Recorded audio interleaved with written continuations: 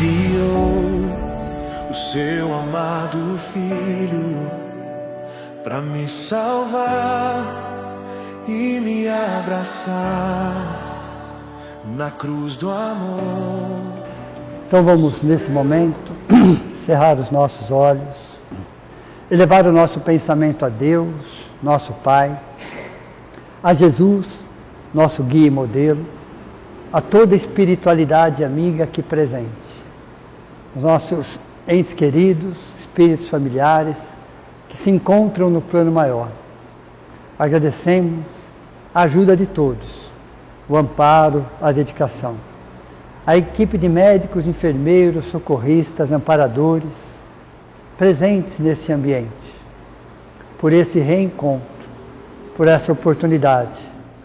Um momento que todos nós juntos agradecemos pela oportunidade do aprendizado, da troca de ideias.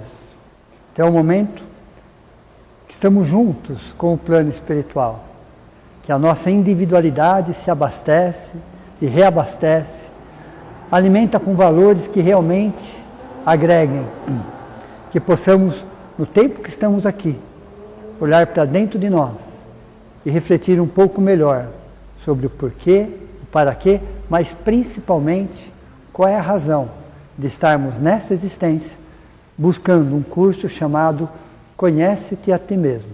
É exatamente o segredo, a chave do nosso equilíbrio e da nossa paz consciencial. Que assim seja. Semana passada eu trouxe para vocês um conceito sobre doenças autoimunes. Hoje nós vamos falar de uma específica, a ideia era falar de duas, mas o volume de informações são tantas que não daria para falar sobre duas doenças autoimunes. Ontem à noite, quando eu vim colocar a matéria na lousa, a lousa acabou, eu não tinha colocado a matéria inteira ainda. É de uma doença só. Então, lúpus nós vamos falar a semana que vem. Então, essa semana, hoje, nós vamos falar sobre essa doença, que era considerada uma das mais raras dentro das doenças autoimunes. Lúpus é considerada a doença mais comum, é a mais grave de todas e a mais comum de todas. Então eu peguei dois extremos para vocês terem uma ideia de como funciona uma doença autoimune.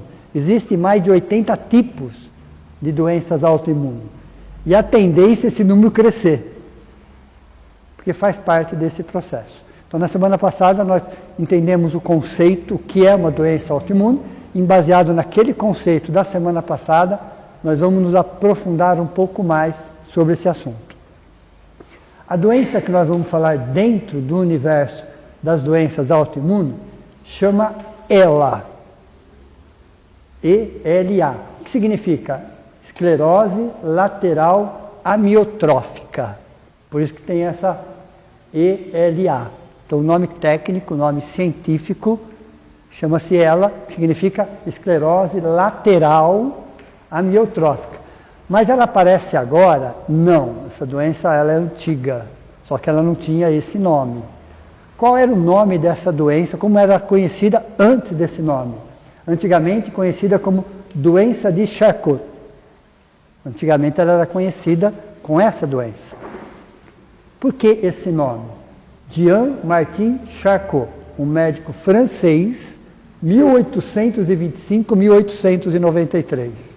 Quer dizer, ela já existia essa doença, esse médico francês descobriu essa doença e começou os tratamentos nesse sentido. Okay? E ele é considerado, Jean-Martin Charcot, considerado o pai da neurologia.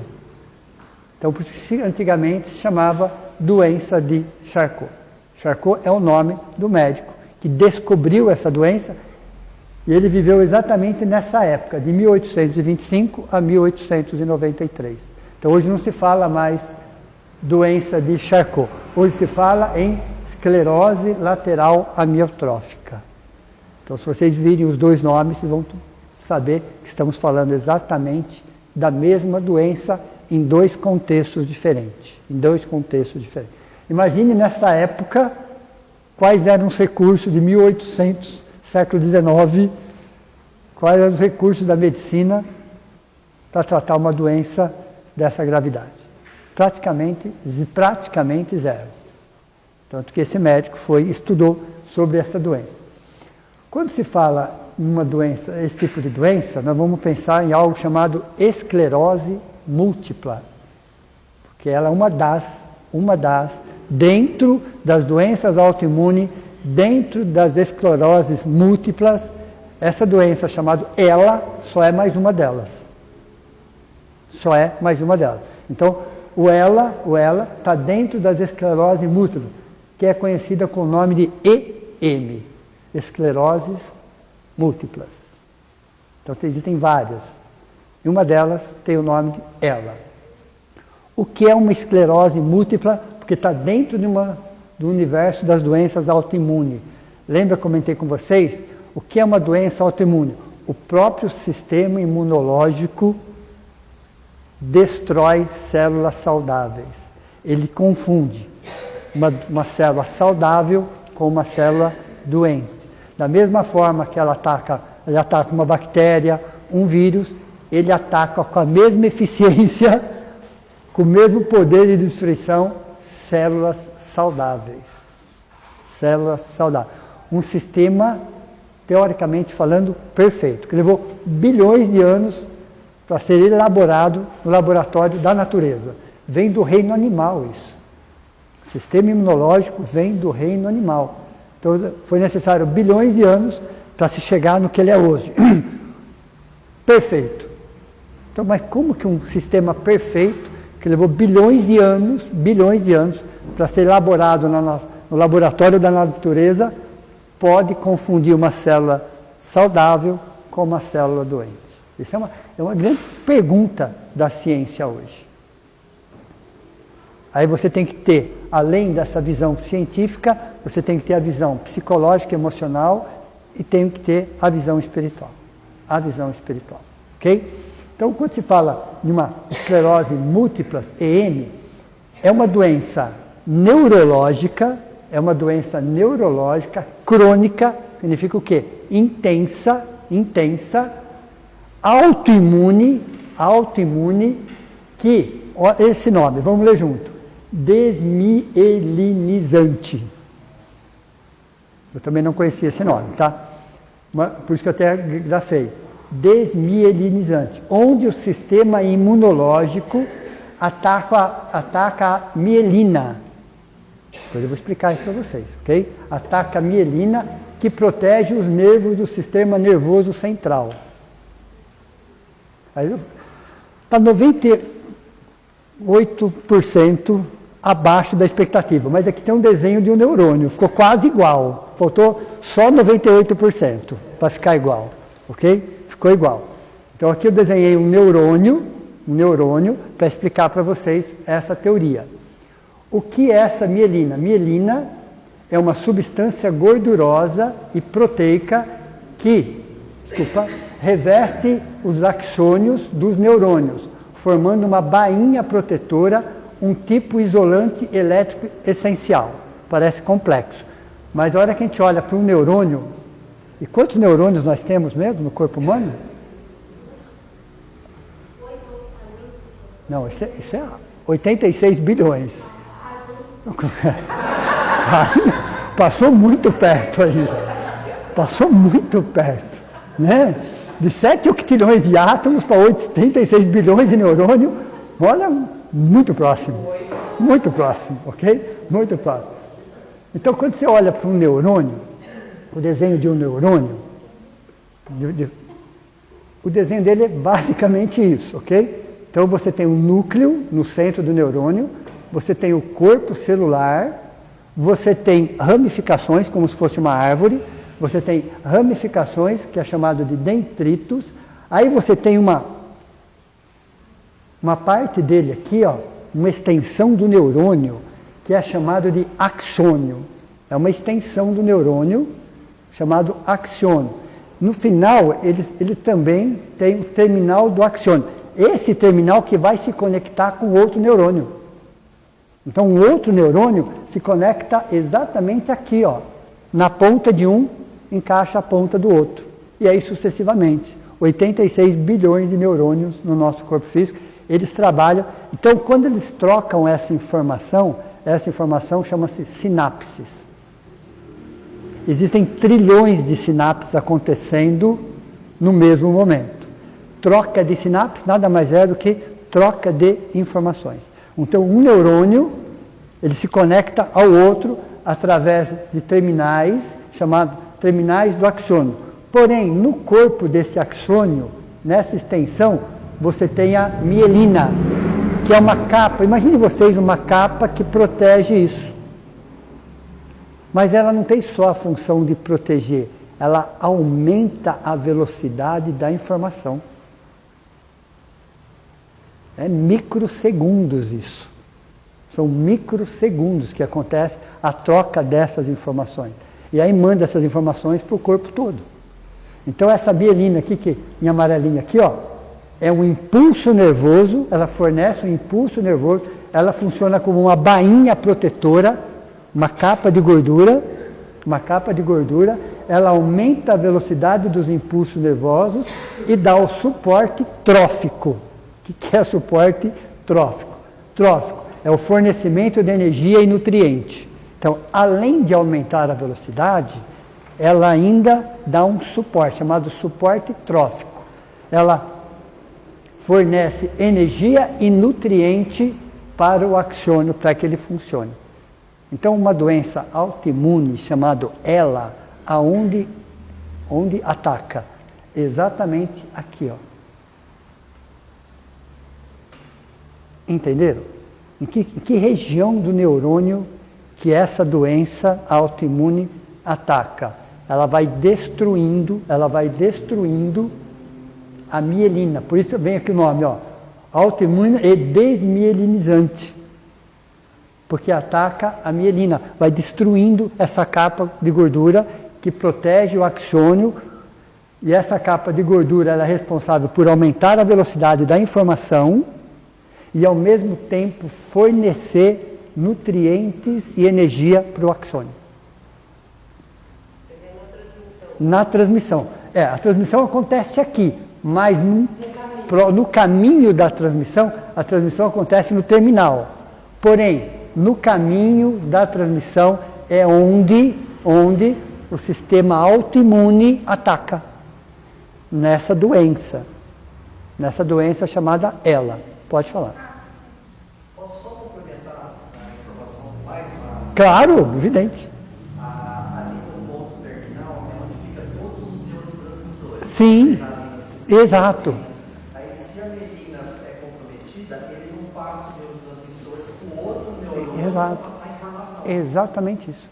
Exatamente a informação que ele trouxe. Como se desconectasse um do outro a informação. Então, ela ataca. Então, essa doença não ataca no núcleo, não ataca aqui nos dendritos, ela não ataca no terminal, ela ataca exatamente no axônio, na capa que protege essa terminação.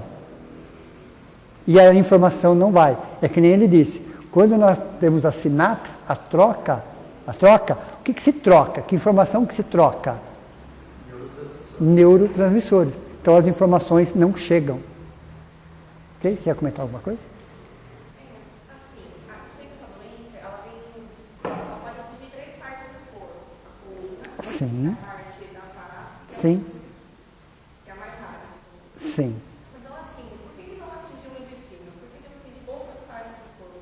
Será? Essa doença especificamente, ela atende só os neurônios, está escrito aqui, responsáveis pelos processos motores.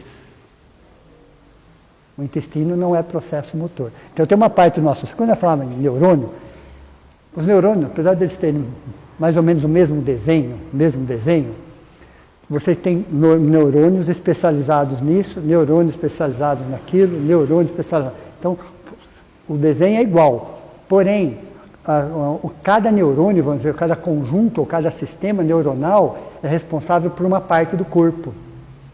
Nesse caso, são os neurônios responsáveis pela movimentação. Então você tem neurônios superiores e inferiores que são atacados. Então você tem o quê? Toda a questão motor sendo prejudicada nesse sentido. Por que não ataca o intestino? Na semana que vem a gente vai falar sobre lúpus, que não ataca os neurônios motores, mas ataca um outro tipo de neurônios responsáveis por uma outra região. Então, 80 tipos de doenças autoimunes. Os neurônios são afetados, todos, mas cada doença é um tipo específico. Neste caso, são os neurônios responsáveis pelo movimento. Então, quando a gente fala movimento de braço, por mais simples que seja, é extremamente complexo a informação, porque você pensa, daqui a pouco você já está fazendo. Mas veja quanta informação precisou acontecer para que você fizesse aquele movimento. É quase que automático. Nem pensei, eu movimentei a mão. Você não percebeu, mas houve a informação chegou em microsegundos e você movimentou. Então qualquer movimento muscular depende dos neurônios responsáveis pelo movimento. Qualquer movimento. Então cada doença autoimune atinge um tipo de circuito neuronal. Neste caso, os neurônios responsáveis pelo movimento. Pelo movimento. E aonde que é? É exatamente aqui, ó, que o sistema imunológico ataca. Ele destrói essa bainha, por isso desse conceito aqui, ó. Pode falar. E ela tem a consciência que ela está desse jeito. Quem? Quem tem essa doença. Por exemplo, eu sei que eu não estou conseguindo mover o braço Sim. conforme eu queria. Sim, exato. Ok? Lógico. Aí você tem que fazer um diagnóstico. Existem N razões por você não estar movimentando o braço. Ok? Então, a princípio eu estou com uma situação X. Eu preciso fazer um diagnóstico, fazer uma série de exames, aí esses exames vão detectar uma doença, fazendo um diagnóstico, e baseado num diagnóstico, um tratamento específico. Não é o fato de eu não estar movimentando o braço que eu estou com essa doença. Pode existir outras razões por trás disso. Outras razões. Aí que está, ó. A memória, neste caso, não é afetada em nada. Em nada. A memória e a consciência não é afetada em nada. Vocês assistiram o filme que eu comentei com vocês? A Teoria de Tudo? Ele tinha, o Steve Hawking no caso, ele tinha 21 anos quando começou a doença. Ele ficou com a doença por 50 anos. É gradativo. Quem assistiu o filme, né? Mas essa doença, um normal, não chegar a 5 anos. A expectativa de vida é 5 anos. Não, sem dúvida, questionável. Sim.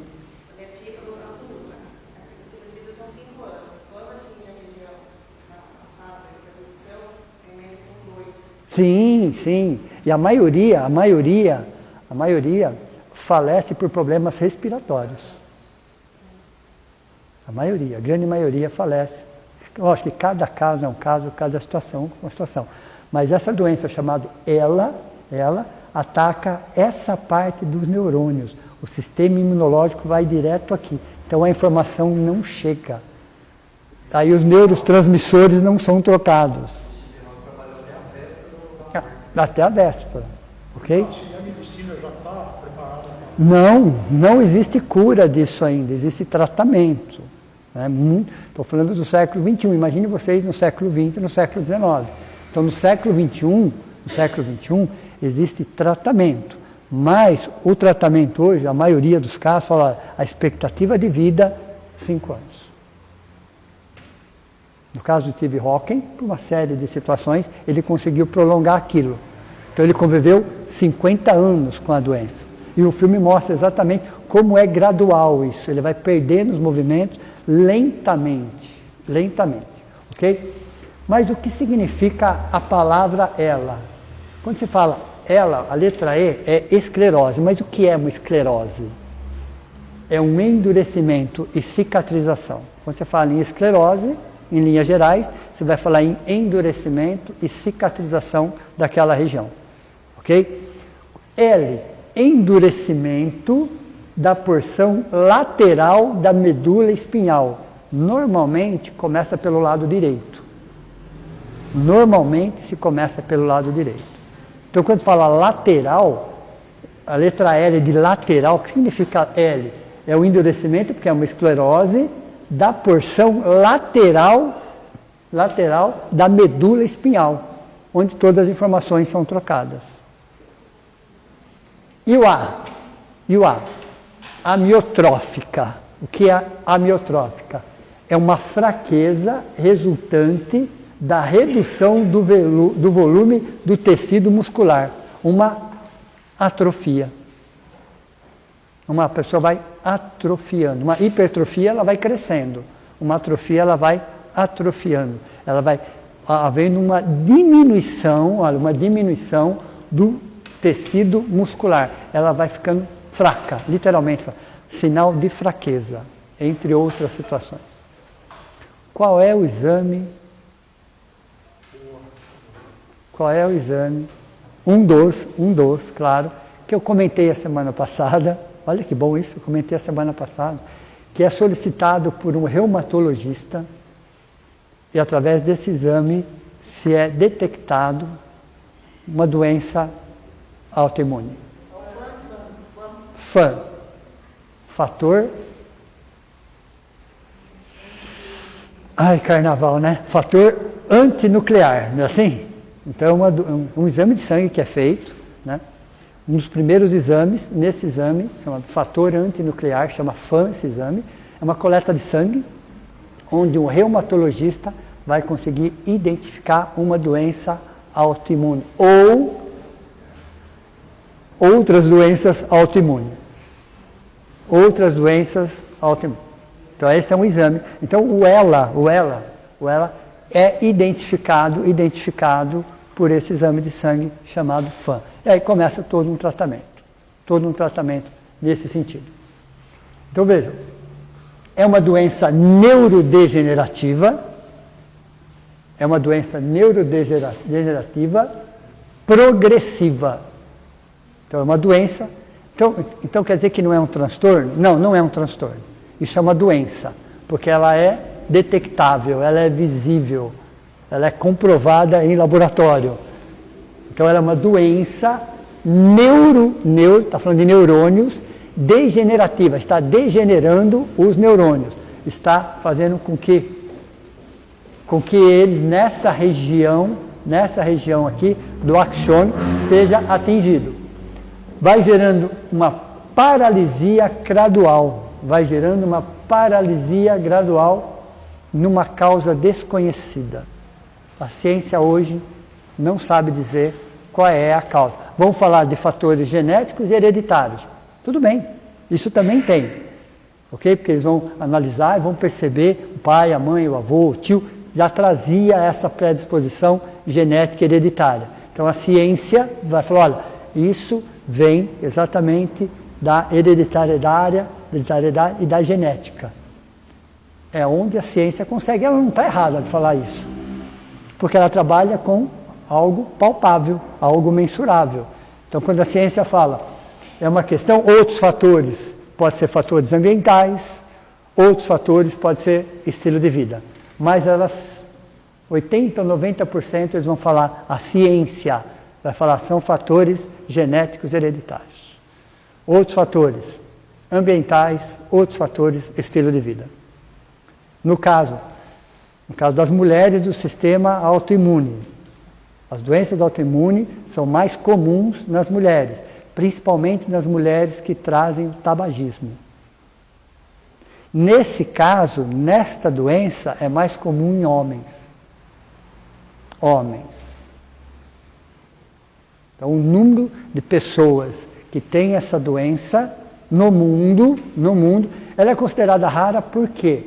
Porque, em linhas gerais, na média, são 2 pessoas para cada 100 mil habitantes. Por isso que ela é considerada rara. Lúpus, 65 a 100 pessoas para cada 100 mil habitantes. Entenderam a diferença ou não? Então, a lúpus é considerada grave também. Falando em doença autoimune, por mais que seja leve, moderada ou severa, todas elas são graves. Todas elas são classificadas como doenças graves. Essa é uma das mais raras, 2 para cada 100 mil habitantes. Lúpus, 65 a 100 pessoas para cada 100 mil habitantes. Cara, muito mais comum e muito mais grave, inclusive. Muito mais grave, ok? Mas esse é um assunto que a gente vai falar semana que vem sobre o lúpus. Há uma paralisia gradual, uma morte precoce. Precoce. Uma vez diagnosticado, vou falar, 5 anos. Pode ser até menos. Pode ser até menos. Mas a média é 5 anos. Ok? Vai depender, cada caso é um caso. Tem tratamento? Tem, mas não tem cura.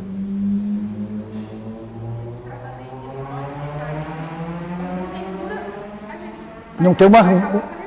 Sim. Mas esse tratamento pode colocar essa expectativa de vida além ou não? Pode, então, hoje não. Hoje não tem nenhum tratamento que aumente essa expectativa de vida. Então, Steve Hawking, no caso, ok? É uma situação pontual, mas a grande maioria não. A grande maioria não. Ok? É a expectativa de vida com tratamento, inclusive. Com tratamento. É um tratamento paliativo. Aí você tem terapias, psicoterapias, você tem dietas, você tem uma série de situações que melhoram a qualidade de vida dessa pessoa. Porém, a expectativa, segundo a ciência, 5 anos. Mesmo tratamento. Se tiver sem o tratamento, vai cair para 2, 3. Cada caso é um caso. Depende qual é a velocidade dessa neurodegeneração. Qual é a velocidade disso? Pode ser leve, pode ser moderada, pode ser severa. Só que também é um espectro. Toda vez que eu falo leve, moderado e severo, em linhas gerais, mas é um espectro, porque cada caso é um caso. Por isso que as doenças estão personalizadas. As doenças são personalizadas. Tudo bem? A maioria são homens e aqui é a expectativa.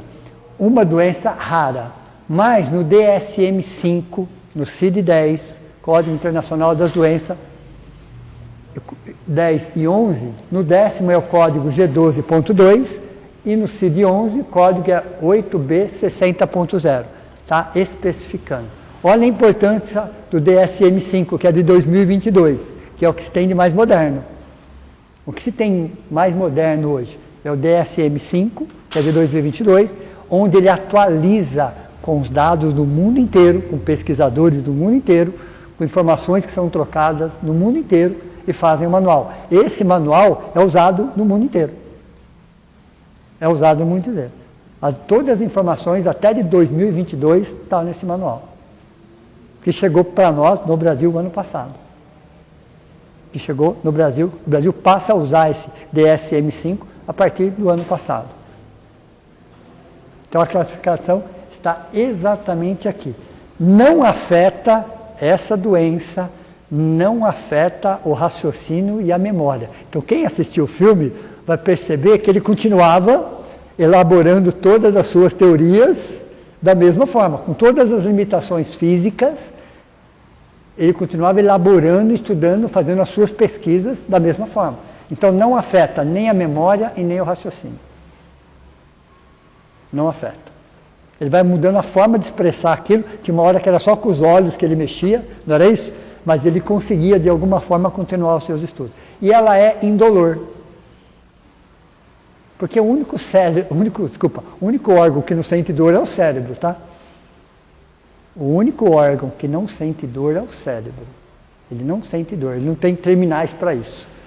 Ele não tem terminais para isso. O resto, 79 órgãos, temos 80, 79 órgãos sentem dores.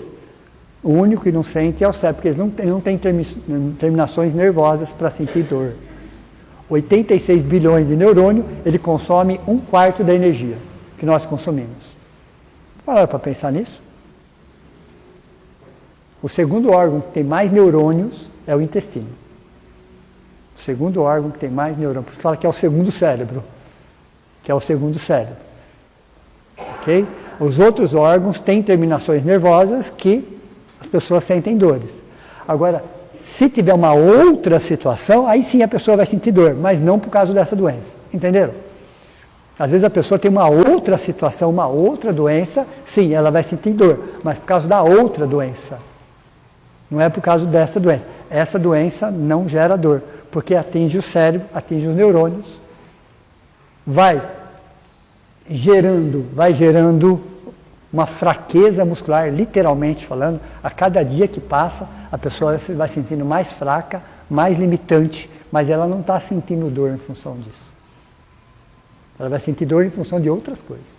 Mas não é essa doença que gera dor. Ok? Veja. Atinge os neurônios responsáveis pelos processos motores. Você tem neurônios superiores e inferiores, vai diretamente nisso. Não atinge outras áreas, outros neurônios. Essa doença vai direto neles. E aonde vai? Vai exatamente nessa parte do neurônio, que é chamado mielina. Essa bainha protetora, ó, é uma bainha protetora, como se fosse uma capa de gordura. Dá para vocês imaginar? Um tubo passando, você tem uma capa de gordura protegendo aquele tubo, aumentando a velocidade das informações e dando um suporte, alimentando, sustentando o axônio. Aí você tira essa capa protetora. Aí acontece isso. Aí as informações começam a não acontecerem. As sinapses ficam comprometidas. Os neurotransmissores não são trocados. E aí a musculatura não recebe as informações que precisa. E ela vai atrofiando. E a pessoa vai perdendo massa muscular. O tecido muscular também vai atrofiando. Fisioterapia, dieta, movimento, isso ajuda, mas é um paliativo. Que é progressiva, você vai diminuir essa velocidade, mas essa velocidade continua, de autodegeneração. Entenderam? Você melhora a qualidade de vida das pessoas, da pessoa que está envolvida com isso, mas não quer dizer que ela vai ficar 10, 15, 20 ou 30 anos ou passar uma existência inteira. O único caso conhecido é do Steve Hawking, 50 anos. Até porque ele tinha uma missão, né? Até porque ele tinha uma missão nesse sentido. Mas quando você fala desse tipo de doença, em mais de 90% dos casos é expiação. Toda doença é expiação, prova ou missão. Lembra? A gente vem falando isso faz tempo. Faz tempo. Você tem 10 situações, onde 8 são expiações e provas, e 2 são missões. Nesse caso específico, mais de 90% dos casos são expiações. É uma doença expiatória. Passado. Raríssimos os casos que são provas e quase não existem casos de missão. Quase não existem casos de missão. Ok? No caso dele, ele tinha uma missão? Tinha, mas tinha uma expiação por trás disso. Mas dentro disso ele trouxe grandes avanços na área de tecnologia. Ok? Esse é o conceito científico da doença. Alguma dúvida? Tudo bem? Deu para vocês entenderem onde ela atinge, por que ela atinge, como acontece? Quando a gente vai olhar os aspectos emocionais e psicológicos, porque nós somos corpo, mente e espírito. Somos uma tríade, não podemos olhar só por um foco. Temos que olhar para os 3 focos. Okay? São tratamentos específicos, porém é um pacote só, é um combo, vamos dizer assim. 3 essências diferentes trabalhando dentro do mesmo contexto. Então você tem que trabalhar os 3 ângulos sempre, sempre. Entender o porquê. Então quando nós olhamos os aspectos emocionais e psicológicos de uma pessoa após o diagnóstico, né? Depois de feito todos os exames, além do FAM, você vai fazer outros exames, claro, evidente. Vai passar pelo reumatologista, vai passar por um outro especialista, para ver se realmente aquilo é ou ela.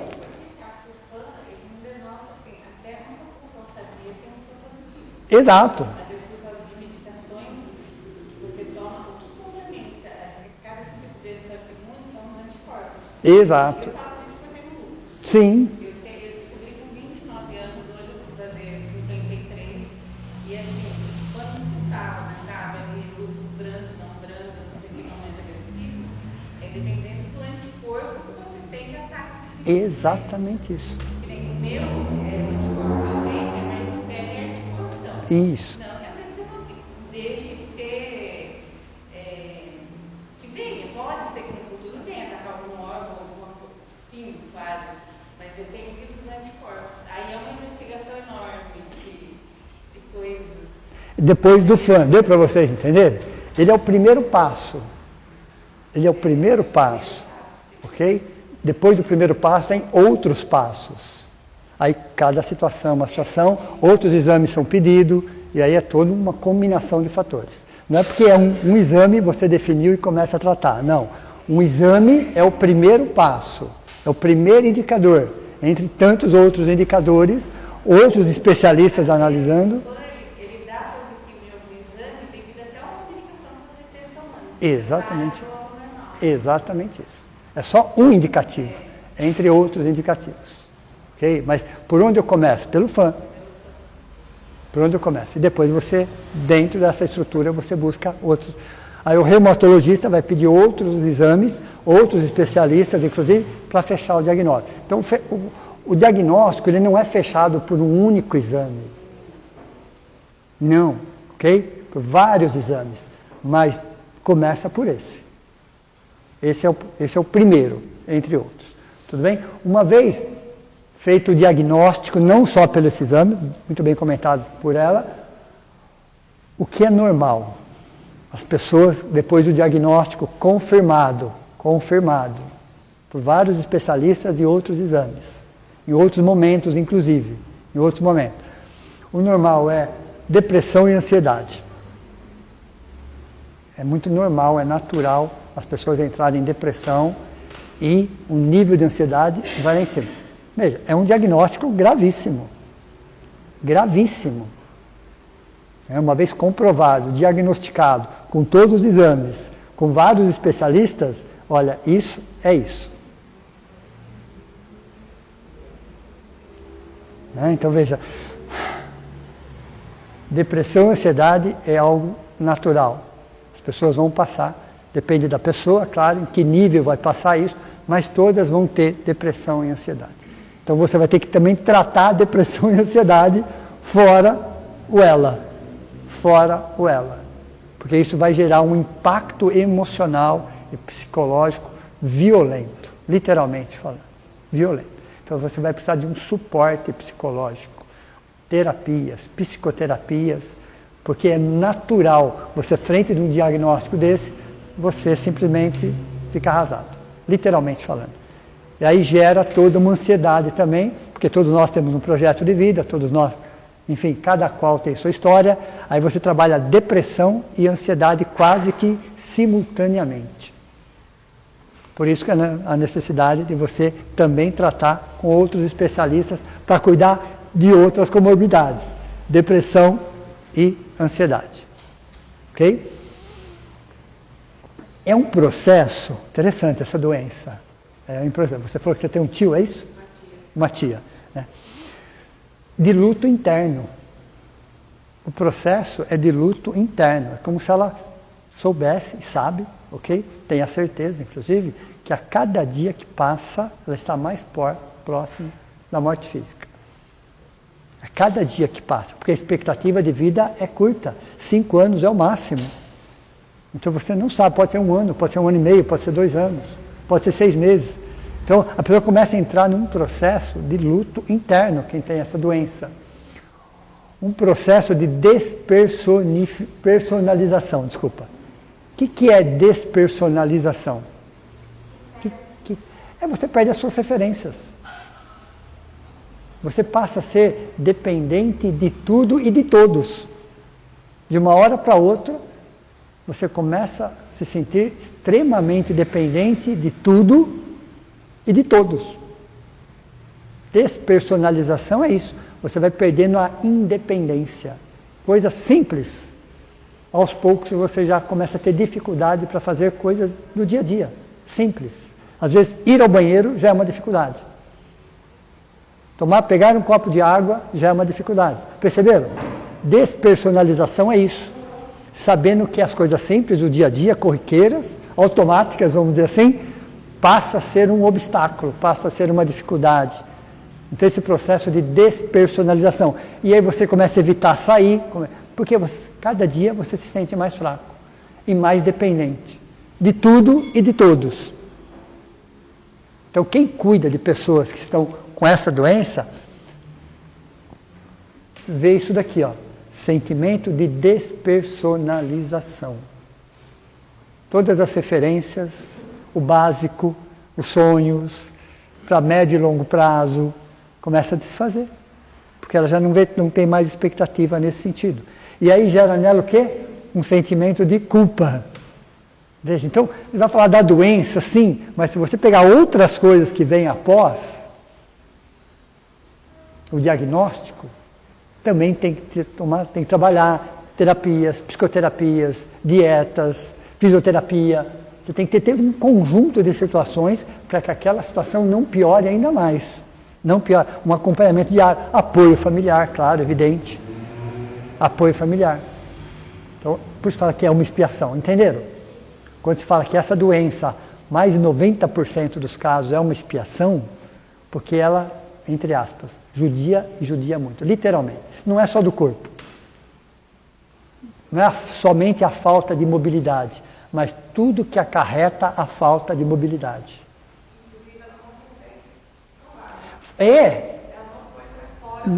Não consegue, porque a musculatura da garganta também é comprometida. É isso, ela não consegue nem falar o que ela está pensando. Ela não consegue. Porque a musculatura da garganta está caindo. Caiu. Nossa. Olha só. Joaquim, deu um probleminha aqui. Ó. Nossa, não está prendendo. Então eu vou fazer diferente. Está pendurado. No caso, quando você arruma, Já arrumei. o Stephen Hawking, que ele falava, né, que o sintetizador ligava ao computador. Sim, sim. Ele não conseguia falar. E a pessoa não consegue se alimentar, porque é o movimento. E aí respirar também começa a ficar complicado. Perceberam? Você não consegue se comunicar, você não consegue se alimentar e a respiração vai ficando comprometida. Por isso que a maioria morre de problemas respiratórios. A maioria morre porque chega um momento que ela não consegue respirar. Como não consegue respirar, tudo o resto fica comprometido. Veja, nós nos mantemos de pé por dois sistemas. Sistema respiratório e sistema digestivo. O corpo humano se mantém de pé porque tem duas fontes de energia. O sistema respiratório e o sistema digestivo. Parece um contrassenso, mas nós dependemos muito mais do sistema digestório do que do sistema digestivo. A nossa energia primordial e principal vem do sistema respiratório, não vem do sistema digestivo. Então a pessoa não consegue respirar. Então começa a comprometer outros órgãos porque eles não recebem o oxigênio necessário. E o falecimento vem exatamente por problemas respiratórios. Aí tem uma situação chamada baixíssima autoestima. Não é baixa autoestima, porque baixa autoestima todos nós temos. É uma baixíssima autoestima aí. Porque a pessoa vai se despersonalizando, vai perdendo os movimentos dia a dia, cada semana, cada mês que passa, vai ficando altamente dependente de tudo e de todas. Como que ela está na sua autoestima? Por isso, terapias, psicoterapias, fisioterapias, acompanhamento, família, para que isso não chegue a níveis drásticos. Então, a pessoa começa a trabalhar com baixíssima autoestima e uma inaceitação crônica. Uma inaceitação da situação. Crônica, intensa, ok? Não tem cura definitiva ainda não tem. Você tem tratamento paliativo, mas cura não tem. Medicações vão auxiliar no retardamento da evolução da doença. Toda a medicação que existe hoje para essa doença toda é para retardar o processo, para diminuir o processo, desacelerar, mas não tem cura, não tem medicação específica para isso. Ainda. Teremos, com certeza, mas ainda em 2026 não temos. A medicina ainda não disse nada em relação a isso. Okay? Existem cientistas, existem pesquisadores? Claro que existe, mas não tem nada de palpável ainda. E quando se descobre algo nesse sentido, ótimo, excelente, o normal é levar 5 anos, tá? Entre todas as pesquisas, todos os testes, é um processo lento, necessário, mas leva no mínimo 5 anos. No mínimo 5 anos. Okay? Talvez daqui 10 anos a gente tenha 15 anos, 20 anos, mas hoje não tem. Hoje simplesmente não tem. O tratamento é paliativo, que é uma combinação de vários fatores, e os 2 casos mais conhecidos, é do Stephen Hawking, um cientista que morreu em 2018 e conviveu 50 anos com a doença. Dá para imaginar viver 50 anos com a doença, a cada ano que passa? E, recentemente, não sei se vocês ficaram sabendo, um ator chamado Eric Dane, 53 anos, morreu agora, faz pouco tempo, tá? Faz pouco tempo, ou foi em janeiro, ou fevereiro, foi fevereiro, foi semana passada, que ele participava daquela série Grey's Anatomy. Ele era um dos médicos. Esses são 2 casos mais conhecidos, porque estão na mídia. Ok? Então são os 2 casos que nós temos notícias. No Brasil tem? Lógico que tem, qualquer lugar tem. Ele tem uma média de idade para falecer ou não? Não. Todas as doenças autoimunes, normalmente, as crianças não têm, é raríssimo nas crianças. Depois eu vou explicar por quê. Quando a gente estudar o ponto espiritual, vocês vão entender que elas são mais raras ainda nas crianças. Mas a média de idade para o aparecimento de uma doença autoimune é dos 15 aos 35. Isso é o normal. A maior parte está nessa faixa, de 15 aos 35. 15 aos 35. Pode aparecer depois? Até pode. No caso dele apareceu. Ok? Pode aparecer numa criança? Até pode. Mas os cientistas dizem que esta doença está entre 15 e 35 anos. E a maioria são homens, os 2 que faleceram. Eu ia perguntar isso, mas você acabou de responder. Porque me chamou muita atenção esses 3 vermelhos aí, né? Sentimento de culpa, baixíssima autoestima, irritação crônica. Fora dessa doença, para quem sente isso, já é algo que degrada, que despersonaliza. Sim, sem dúvida. Exato. Então, não é só a doença em si, mas o aspecto psicológico e emocional da doença. O estrago que ela faz na psicologia e na parte emocional da própria pessoa. Por isso que ela precisa de cuidados. Além de cuidar da doença em si, ela também precisa de outros cuidados para tratar das outras comorbidades. Né? E na semana passada, né, Valéria, teve um encontro de moto no Pacaembu, não é isso?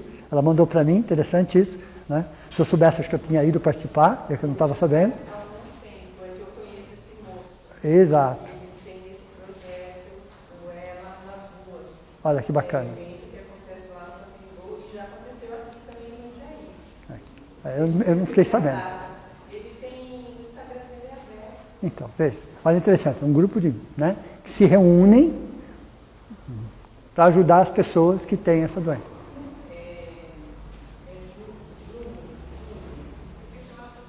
É uma associação, sim. Por isso que eu falo que ela não é tão rara assim, porque existe isso em todos os lugares. Depois, qualquer coisa, a Valéria passa para vocês, né? Quem quiser, achei muito interessante. Eu não sabia, não tinha conhecido, ela mandou para mim, eu vi, falei, ó, muito interessante.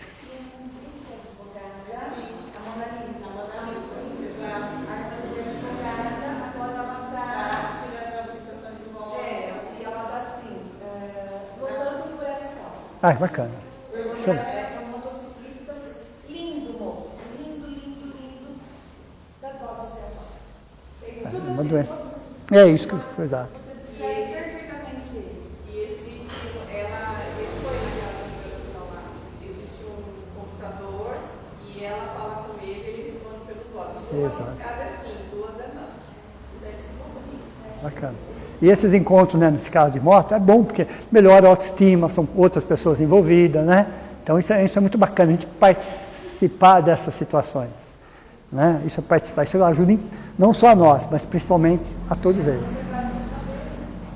Para a sociedade saber, chamar atenção, todo mundo de alguma forma porque todos somos uma única família, todos nós precisamos muito uns dos outros. Você não está passando por essa situação, mas você participar de algo assim ajude muito, a todos, ok? Então esse é o aspecto emocional e psicológico de uma pessoa, por isso que é extremamente gravíssima e por isso que é muito mais uma expiação. Porque o estrago que faz na pessoa e na família também, claro, é muito grande, ok?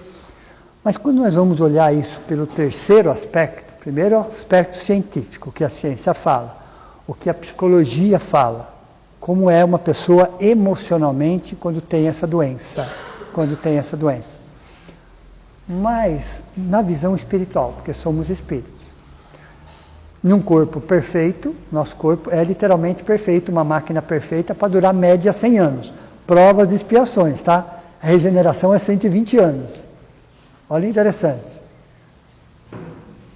Para provas e expiações, uma máquina chamada corpo humano, uma hora a gente vai descrever o corpo humano aqui, vai ser uma outra aula só para falar do corpo humano, é uma máquina perfeita para durar média 100 anos sem doença. Nenhuma. Isso é provas e expiações. Numa regeneração, a mesma máquina, a máquina é a mesma, dura 120, 130 anos. Você aumenta a expectativa de vida. Em um mundo feliz, quantos anos são? Ou no mundo celeste? São 300 anos. Isso é média. No mundo... Qual que é o próximo? Tem o primitivo, vamos lá. Primitivo, provas, expiações, regeneração. Felizes e celestes. São quem? Né? No celeste, o último, 400 anos. Média, isso é média. Tudo bem? 400 anos. Olha como é interessante. Qual era a expectativa de vida em 1950? Qual era a média, claro, em 1950? Era 40 anos, 45 anos, não era isso? Sim, porque na década de 70, 40 anos era tipo uma pessoa idosa. Exatamente isso. Então, você tem um parâmetro. Exato. Veja. Perceberam? Por entrarmos na fase, já mudou? Ainda bem que mudamos, né? Olha, ufa. Exato. Uma idosa de 40 anos. Glória Maria, uma idosa de 40 anos, né? Na época, claro. Ela tinha sofrido alguma coisa que eu não lembro, mas me chamou a atenção o fato. Exato. E todo mundo aceitou a informação na boa. E por quê? Porque era a realidade. Né? Então hoje a expectativa de vida, já estão falando de 80, 84 anos. Então, cada vez que se melhora... Obrigado. 84 anos, olha. Né? Então, à medida que se vai melhorando a qualidade de vida e temos acesso a informações, a possibilidade de ir aumentando ainda mais. Por isso que regeneração, eles falam, quem vive em regeneração, 120, 130 anos. E muitas estas doenças aqui, ó, não existem em regeneração, tá?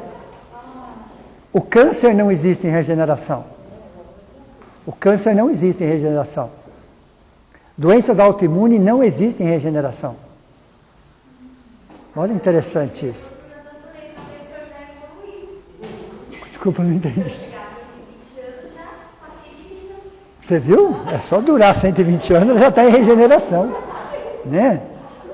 Então, regeneração não é tempo cronológico, pessoal. Regeneração é um estado de espírito. Okay? É um estado de espírito. Mas mundo de regeneração é 120, 130. E aí, à medida que... Porque os corpos vão ficando mais sutis. Eles vão ficando mais simétricos e mais sutis. O planeta de celeste ou divino, né? Então, 400 anos. É média.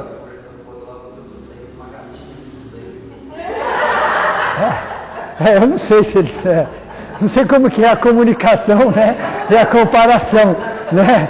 Não sei se eles usam esse tipo de linguajar no celeste. Né?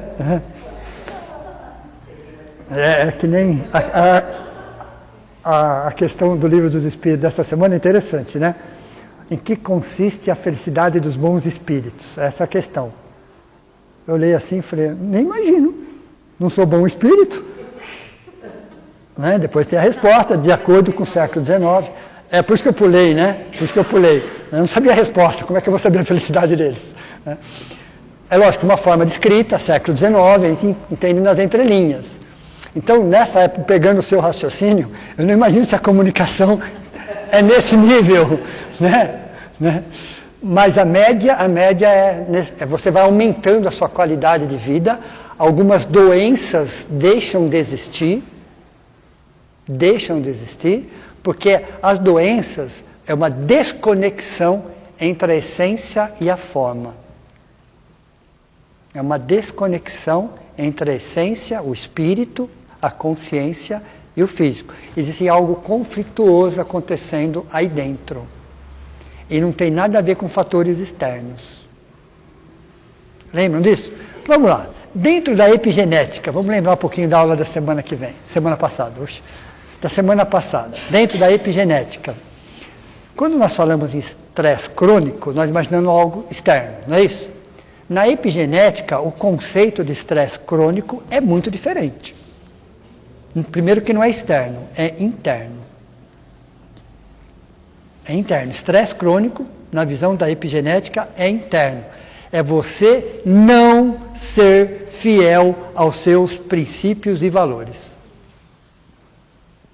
E não são situações pontuais que acontecem com todos nós, ok?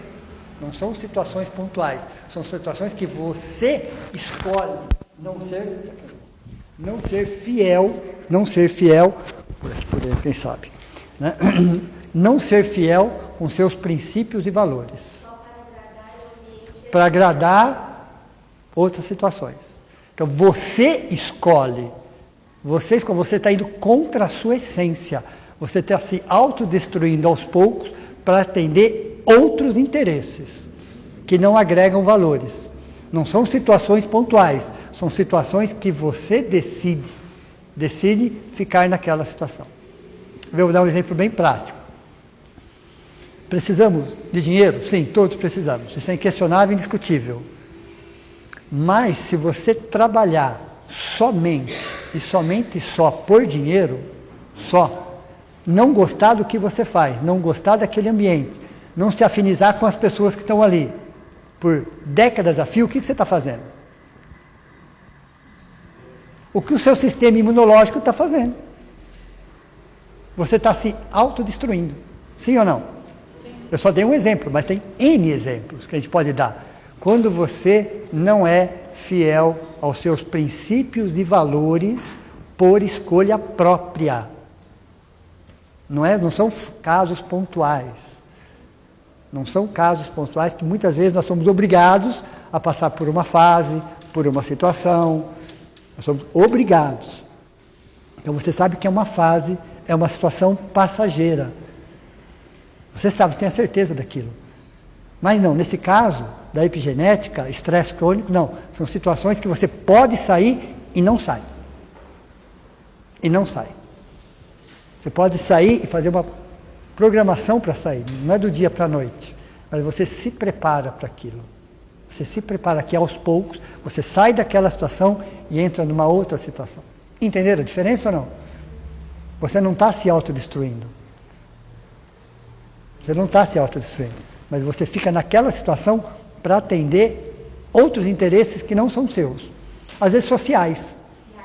Você está num ambiente social que não tem nada a ver com você, fazendo coisas que você não gosta para ficar dentro de um grupo. Deu para vocês entenderam ou não?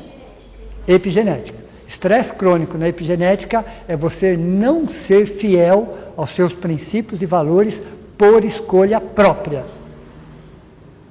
Só que a diferença é que você faz isso com consciência e o seu sistema imunológico não tem consciência.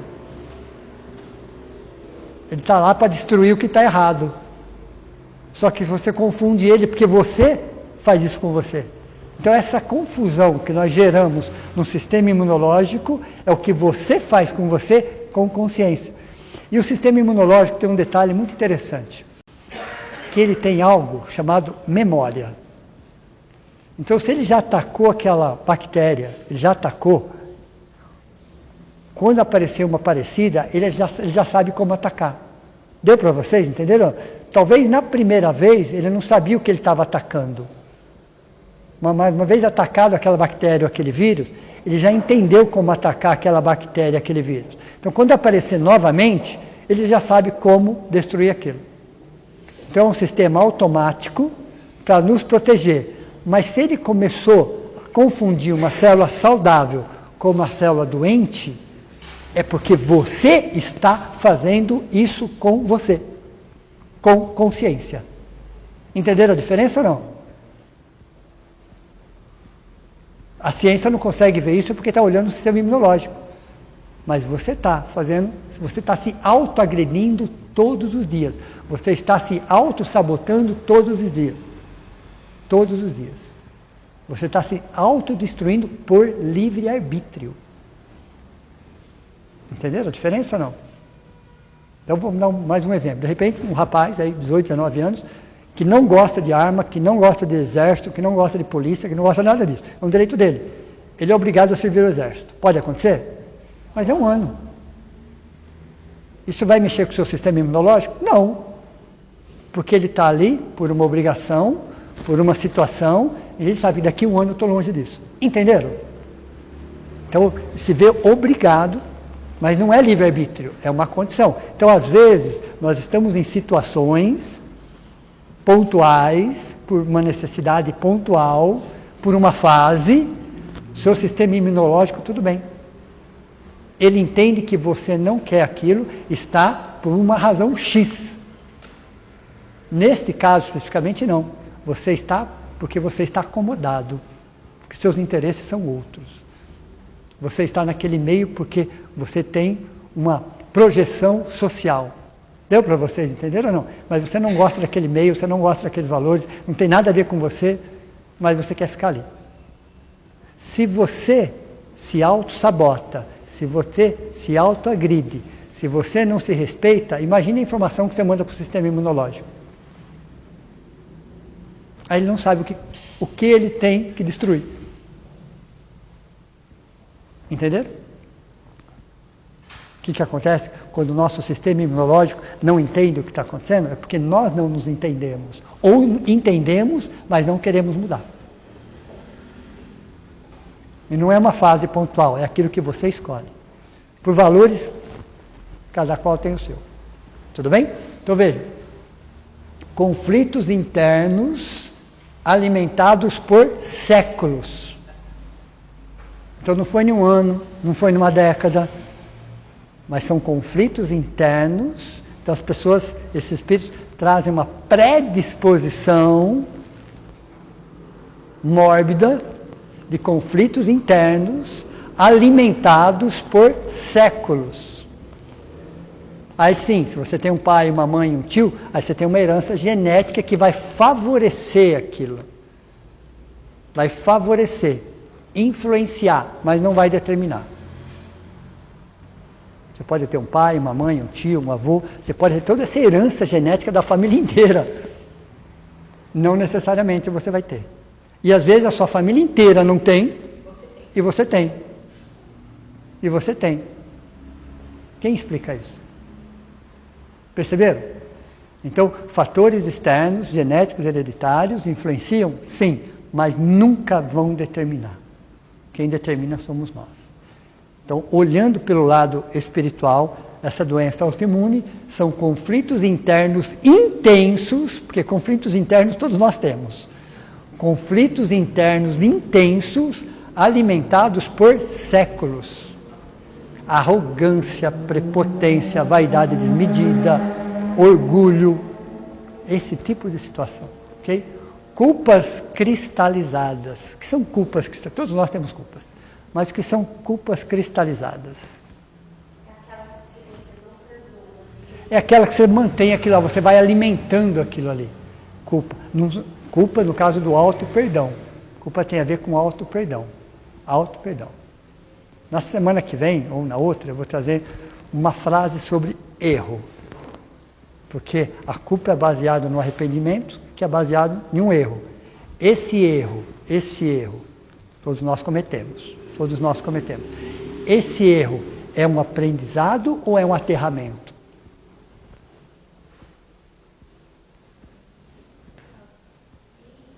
Eita, então, a gente vai continuar esse eita semana que vem. Ok? Então esse eita fica para a semana que vem. Ok? Porque culpas todos nós temos, né? E com Joana de Ângeles, como é que ela fala da culpa mesmo? Ela tem uma frase assim, ótima, que ela fala sobre a culpa. A culpa é um subproduto do orgulho. Veja, a culpa é um subproduto do orgulho, ok? Culpas cristalizadas são isso. Um orgulho ainda congelado, ok? Inaceitações crônicas. A gente pode não aceitar determinadas situações, faz parte. Mas inaceitações crônicas é uma revolta interna, como se a vida estivesse exatamente contra você em relação a tudo. Tudo que acontece, você acha que é para você. Você não aceita nada que acontece. É o pessimismo. Então, inaceitações crônicas. A vida é o que é. As pessoas são o que são. Sempre foi assim e sempre será assim. Aceite que dói menos. Ok? Aceite que dói menos, né? Na semana passada eu comentei sobre isso, vamos reforçar aqui hoje. Vocês, em algum momento da existência de vocês já tentaram mudar alguém?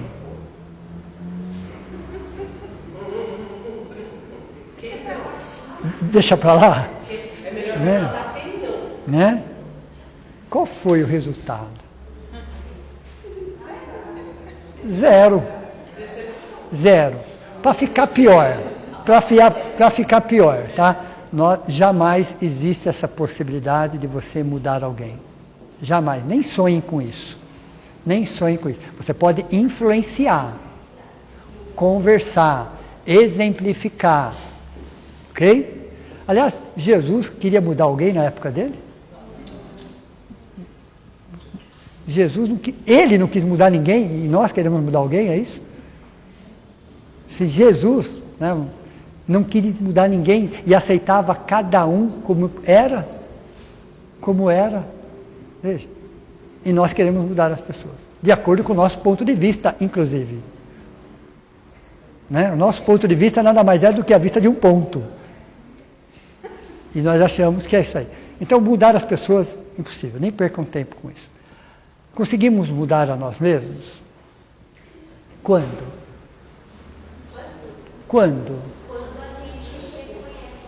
Quando a gente, olha interessante, quando você tem a consciência que precisa mudar.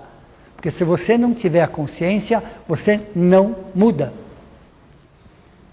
E não é tempo cronológico. Então nós só somos capazes de mudar a nós mesmos quando nós temos consciência que aquela atitude não é a melhor. Aí você começa um processo de mudança, uma mudança de hábito, uma mudança gradual de hábito. Você não vai conseguir fazer aquilo do dia para a noite também, às vezes semanas, meses, até anos, não tem problema. Então nós só somos capazes de mudar a nós mesmos naquilo que nós temos consciência. Naquilo que nós ainda não temos consciência, nós não mudamos.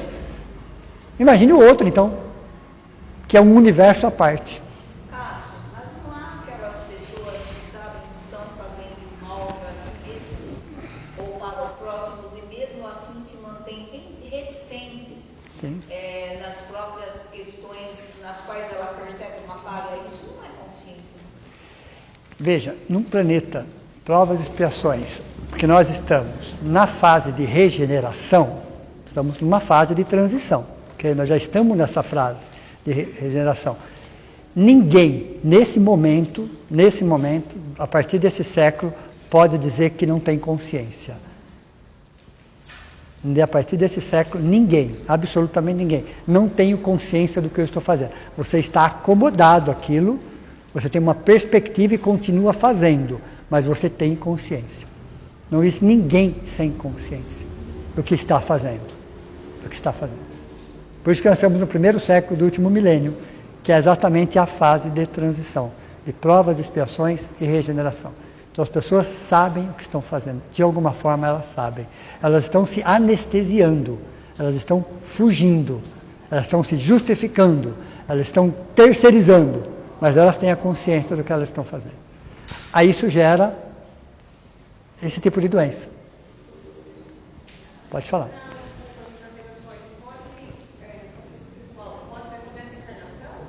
Não, nesse caso desta doença, já traz uma predisposição, porque ó, conflitos internos intensos alimentados por séculos. Tem um momento que começa, mas não começa nessa existência. Essa predisposição para esta doença não começa nesta existência. Entenderam ou não? Essa predisposição para esta doença. Por isso que, ó, conflitos internos alimentados por séculos. Por século. Então você já traz uma predisposição nesse sentido, ok? Forma e forma. Para toda forma tem que ter uma forma, não é isso? Desculpa, para toda forma tem que ter uma forma. A forma, por isso que fala que as doenças são psicossomáticas. Começa primeiro no psique. Então você traz. Mas o fato de eu trazer, eu posso melhorar aquela condição? Posso. Olha, interessante isso. Mesmo que eu traga uma predisposição para uma doença, eu posso, na existência, não trazer aquela doença? Posso. Exatamente, eu posso. Ok? Cada caso é um caso. Lembra quando nós estudamos sobre os ciclos? Então você se programa junto com os auxiliares, os benfeitores, anjos da guarda. Olha, na fase X, 35, 42, por exemplo, eu quero passar por uma determinada situação para aprender uma lição que eu estou patinando há muitos séculos. Aí quando chega na fase X, você aprendeu a lição antes. Ela não precisa passar. Então a própria espiritualidade, existe algo quando a gente está no plano espiritual, antes de reencarnar, nós somos ansiosos, né? Somos ou não somos? Somos. Né? Somos ansiosos. A gente chega para eles e fala assim, ó, olha, eu quero resolver todos numa existência única. Manda tudo para a próxima existência que eu resolvo, que eu dou conta. Em 80, 90 anos eu resolvo tudo. Pode mandar o que vocês quiserem. Aí o seu anjo da guarda, depois que você desabafou, e falou, olha, vai só com uma unha encravada. Você passa a vida inteira reclamando da unha encravada. Entenderam ou não? Porque uma coisa é você estar lá, outra coisa é você estar aqui. São ambientes diferentes. São ambientes diferentes. A visão que nós temos lá, numa colônia espiritual, é diferente. A sensibilidade é outra. A vibração é outra. Quando você reencarna, você materializa num ambiente de provas e expiações. Perceberam a diferença ou não? Por isso que, olha, interessante. Quando a gente desencarna, nós somos chamados de espíritos desencarnados. Não é assim? Saímos da carne. Espíritos encarnados. Quando a gente reencarna, nós não somos chamados de espíritos encarnados. Nunca repararam esse detalhe? Nunca repararam esse detalhe? Chamado de alma. Por que mudou o nome? Porque são contextos completamente diferentes. O que é o espírito encarnado? É uma alma. O que é o espírito quando desencarna? É um espírito desencarnado.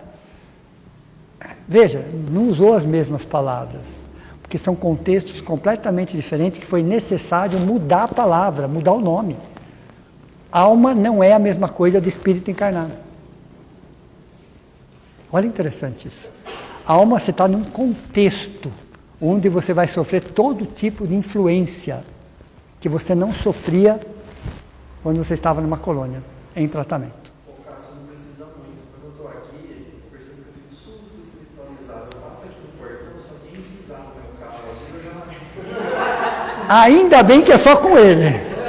Né? Eu aprendi o nome disso. Chama secularizado. A pessoa só vive aqui no mundo, estar aqui no ambiente. Mudou de ambiente, é outra pessoa. Então, quando eu falo, vai cair na prova, a prova não é aqui, a prova é lá. Se fosse aqui, estava fácil. Não cai, mas se cair na prova, ele vai cair no caminho. Ainda bem que é só para ela, né? Opa, né? No nosso pessoal aqui só tem 2 pessoas, olha lá. O Paulo e ela aqui, ó. O resto está tudo tranquilo pra gente, não é isso? Não, dona Odete, Mais ou menos. todo dia, porque acho que o fogo vai cair na prova. Olha lá, o Dona avisa todo dia. Entenderam? E olha que interessante. Nós estávamos no plano espiritual e pedimos para essa existência que nós nos vinculássemos a um estudo do conhece-te a ti mesmo. Independente da forma, independente. Então, essa existência para nós está sendo considerada a mais importante de todas. Porque o nosso processo de espiritualização começou agora. Ou de desmaterialização, é a mesma coisa. Você acha que eu pedi para cair no mezanino? Não. Dona Odete, quer a resposta? Eu vou pedir para a Dona Odete responder isso. Né? Dona Odete. Pediu porque subiu. Entendeu? A pergunta dele, eu pedi para cair do mezanino? Ela falou, não, caiu porque subiu. Estava no intervalo do jogo do Corinthians. Melhor ainda, estava no intervalo do jogo do Corinthians. Estava verdade. Você entendeu? Ganhamos de 1 a 0. Oi? Ganhamos de 1 a 0. 17 10 da Como isso é um processo evolutivo, a gente não entra nisso daí, ok? Entenderam, pessoal? Entenderam? Caiu a caneta aqui. Ó, autossabotagem, autoexpulsão, estresse crônico, não ser fiel a princípios e valores. Vamos pensar bem nisso, tá? Vamos pensar bem nisso. Existem situações pontuais que todos nós passamos. Não é essa a questão. É entender se nós reencarnamos para entrar num processo de espiritualização ou de desmaterialização, que é a mesma coisa, é começar a ser fiel aos princípios e valores. Não se preocupar tanto mais com o externo e se preocupar muito mais com o interno. Com o interno. São esses valores que a gente vai estar com ele. E os valores dessa existência vão impactar as próximas. Literalmente falando, vão impactar as próximas. Então, um passo, talvez o mais difícil, mas o mais importante, é justamente esse processo de entender. De entender. Não é o que aconteceu ontem, mas é o que eu estou fazendo hoje para impactar o amanhã. O doutrina espírita trabalha muito isso. Ontem já foi, não tem muito o que você fazer. Mas é o hoje impactando o amanhã. O amanhã literalmente falando, o amanhã na próxima existência. Na próxima existência. Viver, outro ponto. Viveram apagando conflitos externos e não olhando para si mesmo. Viveram apagando conflitos externos, veja, apagando conflitos externos e não olhando para si mesmo, não olharam para si mesmo. Acontece isso ou não? Não. Falta auto-amor isso. Você passa só a resolver problemas dos outros. É uma fuga psicológica. Você tem problemas, como todos nós temos, mas é muito mais fácil resolver problemas externos do que resolver o próprio problema. Então, as pessoas que cuidam muito dos outros, isso é uma fuga psicológica. Esse muito significa fuga psicológica. Está fugindo de si mesmo. Esse muito, esse exagero. Todo exagero, todo excesso significa uma falta. Uma falta. Aqui, resolveram conflitos externos. Esqueceram de si mesmo. Esqueceram de si mesmo. Baixíssima autoestima. Temos processos obsessivos? Temos. Nem precisava. Vocês concordam ou não? Se é uma coisa que a gente não precisa, é de obsessores, pessoal. Nós damos conta do recado com sobra. São seres como a gente que estão, de alguma forma, envolvidos com isso. Então, somatiza. Processos obsessivos somatizam essa situação. Então, vai aumentar a culpa, vai aumentar a auto-baixa estima, eles vão aumentar algo que já está em processo. Mas eles não são a causa. Eles só aumentam isso daí. Então, se você não gosta de você, eles só vão dar essa certeza para você. Por isso que a espiritualização é muito importante. Extremamente importante. Exatamente isso. É uma doença psicossomática, mas o que falta nessa doença é algo chamado auto-perdão. Olha a importância do auto-perdão nas doenças autoimunes. Não só nessa. Eu vou trabalhar o perdão, é importante, claro. Mas e o auto-perdão? É tão importante quanto. É tão importante quanto. Porque é justamente o auto-perdão que vai aliviar a culpa. Vai ressignificar a culpa. Nós somos seres perfectíveis. Então, dentro dessa perfectibilidade, equívocos são normais, são naturais. Os erros existem? Sim, vão continuar existindo. O problema não são os erros. É você não querer aprender com os erros. Esse é o maior problema. Os erros existem, os equívocos existem, as falhas existem. O problema é o seu orgulho não te permitir olhar para aquilo como um aprendizado. Então, é aprendizado ou aterramento? Essa é uma pergunta. O erro, a culpa, vai servir de aterramento ou aprendizado? Nós temos que fazer todo dia essa pergunta. Veja, outra coisa. Na vida, tudo é uma relação de custo-benefício. Já ouviram falar disso ou não? Tudo, tudo. Temos situações delicadas, difíceis, conflitos, fatos que aconteceram? Sim, todos temos. Todos temos. Não conheço ninguém que não tenha. Porém, se tudo aconteceu a médio e longo prazo, nunca a curto prazo, você vai olhar para aquilo e percebeu que se hoje você é um pouquinho melhor, foi graças àquilo. Se você consegue enxergar de uma outra forma, foi graças àquilo. Às vezes você leva 10, 15, 20 anos para enxergar isso. Mas você olha para aquele conflito hoje e fala, nossa, hoje eu sou uma pessoa menos preconceituosa graças àquela situação. Então qual foi a relação do custo-benefício? O benefício.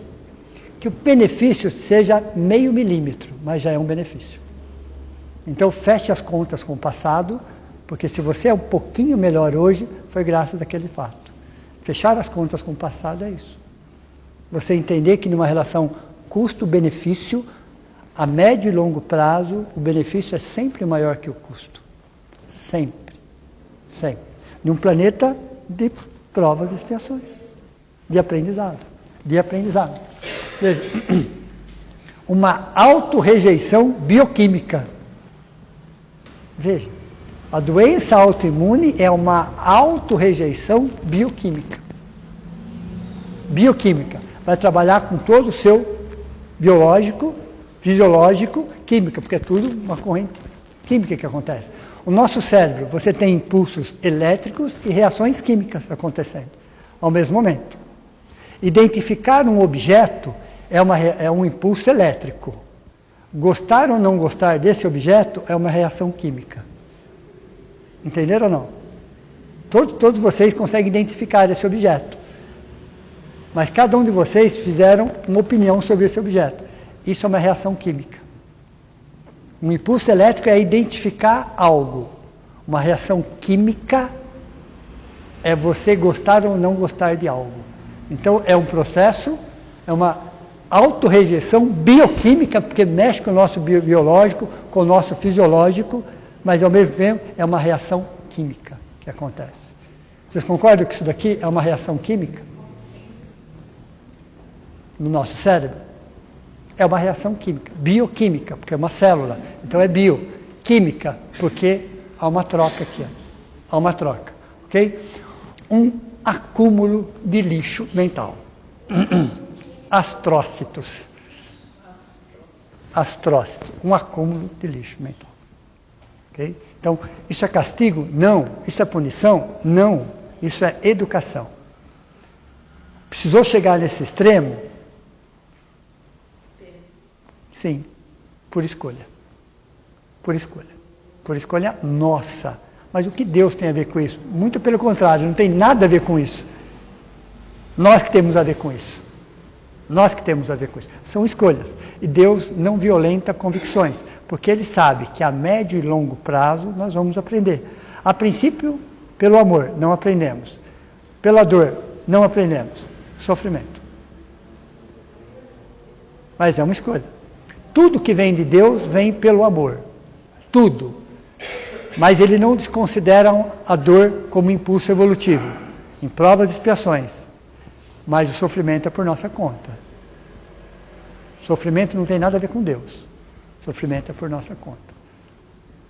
Então isso é um sofrimento que o próprio Espírito está consciente disso, está num processo de autoelaboração de outros valores. Como seres humanos, tá? Como seres humanos. Quando a gente fala seres humanos, questão 625 do Livro dos Espíritos, fala assim: qual é o tipo mais que perfeito que Deus enviou à Terra para nos servir de guia e modelo? Okay? A resposta: Jesus. E quais são os 3 pilares de Jesus? Vamos lá, 3 pilares, pessoal. Você pega todo o ensinamento de Jesus, principalmente de Jesus de Nazaré, você fala, mas isso se resume só em 3 pilares? Sim. Primeiro, gratidão.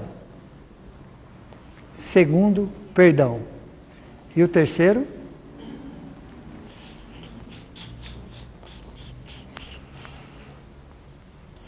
Servir. Veja, trabalhar a gratidão, trabalhar o perdão, e entender que viemos para servir, para ajudar, para compartilhar, para facilitar. A nossa evolução se dá na nossa capacidade de auxiliar de alguma forma, seja de que forma.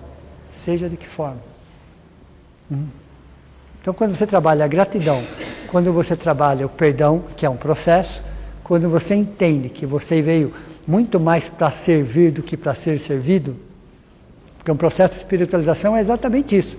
Você começa a entender que eu vim muito mais para servir do que para ser servido. Isso é a base da felicidade. A felicidade consiste em servir. Servir. Ok? Tudo bem? Semana que vem... pode falar.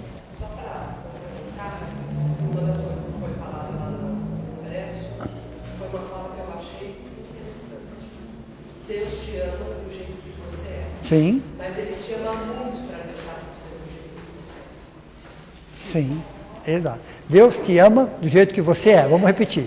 Mas Ele te ama muito para deixar você como você está. Exato. Deus não violenta convicções.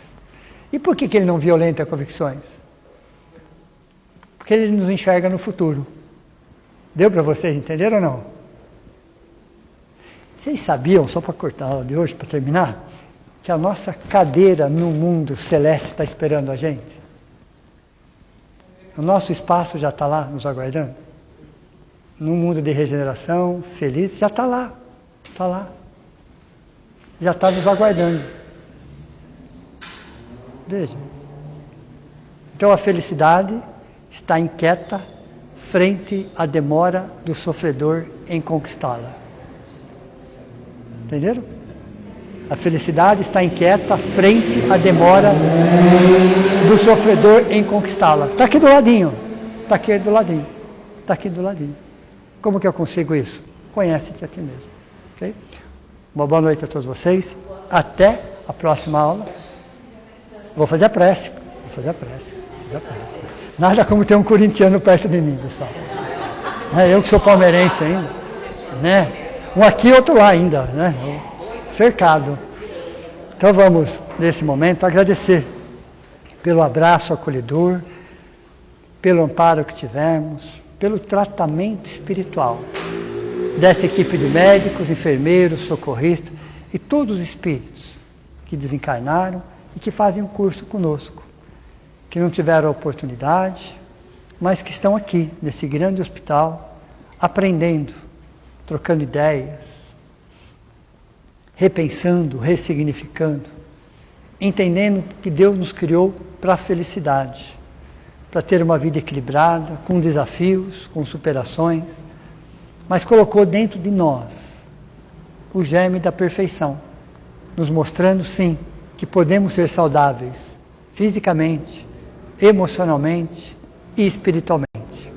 Que todas essas doenças, todos esses conflitos são ilusões, que ainda fazem parte, mas que aos poucos vamos reentendendo e procurando sermos pessoas melhores, principalmente para nós mesmos. Que assim seja. Então, agora sim, uma boa noite a todos vocês.